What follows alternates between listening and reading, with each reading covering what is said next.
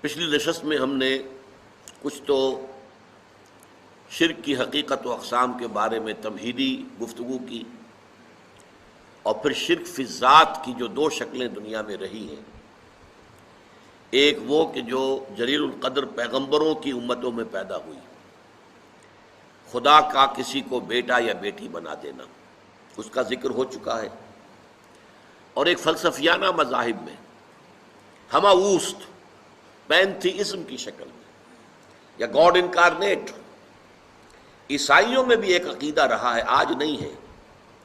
ایک تو وہ ہے تثلیث کہ ایک اللہ، ایک بیٹا حضرت عیسیٰ اور ایک روح القدس، لیکن ان کے ہاں یہ عقیدہ بھی رہا ہے کہ اللہ ہی ہے حضرت مسیح جو ہے، یعنی گاڈ انکارنیٹ کا تصور بھی ان کے ہاں رہا ہے۔ کرسچنز میں بہت سے مختلف جو ہے مختلف اوقات میں مختلف ادوار میں ان کے عقائد بدلتے رہے۔ بہرحال مجھے اس وقت جو کچھ عرض کرنا ہے وہ یہ ہے کہ اللہ تعالیٰ کا بڑا فضل و کرم ہے اس امت پر، امت محمد پر صلی اللہ علیہ وسلم، کہ یہ امت اس نوع کے شرک سے تاحال محفوظ ہے۔ اگرچہ عوام الناس کے درجے میں یا شاعروں کی مبالغہ آرائی میں نعتیں کہتے ہوئے جب حدود سے تجاوز کر دیا جاتا ہے، اس میں کچھ شائبہ پیدا ہو جاتا ہے، لیکن کسی بھی مستند فرقے، مستند مسلک کے مستند عقائد میں ایسی کوئی چیز موجود نہیں ہے جسے شرک فی الذات سے تعبیر کیا جا سکے۔ مثال کے طور پر آپ کو ایک شعر سنا رہا ہوں، وہی جو مستوی عرش تھا خدا ہو کر، اتر پڑا وہ مدینے میں مصطفیٰ ہو کر۔ کیا ہے یہ؟ گاڈ انکارنیٹ، اوتار کا عقیدہ۔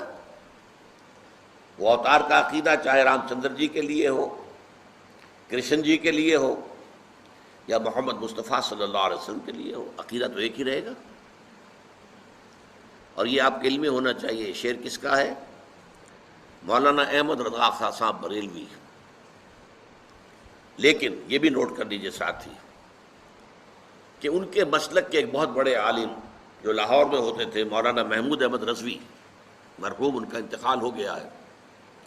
روزنامہ پاکستان میں ایک دفعہ ایک فورم میں بعض لوگوں نے یہ مسئلہ چھیڑ دیا کہ مولانا احمد رضا خان صاحب بریلوی، انہوں نے تو یہ شعر کہا ہے، وہی جو مستوی عرش تھا خدا ہو کر، اتر پڑا وہ مدینے میں مصطفیٰ ہو کر۔ تو مولانا محمود احمد رضوی صاحب نے فرمایا کہ اس پر ہمارا عقیدہ نہیں ہے، یہ ہمارے عقیدے میں شامل نہیں ہے۔ انہوں نے اعلان برات کیا۔ تو اصل میں یہ وہی شاعرانہ مبالغہ آمیزی ہے۔ قرآن مجید میں سورہ شعراء میں یہ بات کہی گئی ہے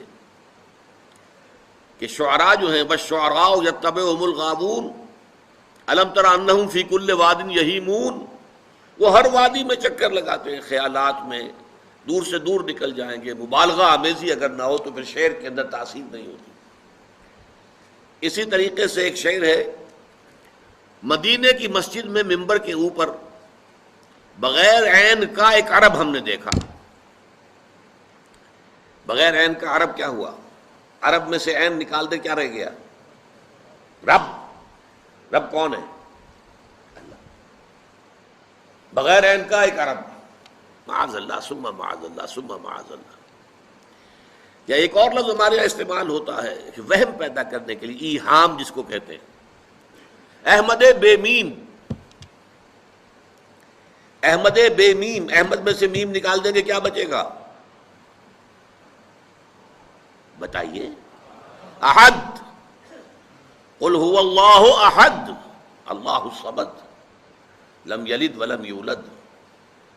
تو اس طرح کی باتیں شاعری میں، عوام میں، واعظوں میں، نعت گو لوگوں میں، یہ ان کے ہاں تو اس طرح کی چیزیں آپ کو مل جائیں گی، لیکن یہ کہ خدا کے فضل و کرم سے یہ امت تاحال اس سے بحیثیت مجموعی محفوظ ہے، اور کسی بھی مستند فرقے کے مستند عقائد میں ایسی کوئی شے موجود نہیں ہے کہ جسے شرک فی ذات قرار دیا جا سکے۔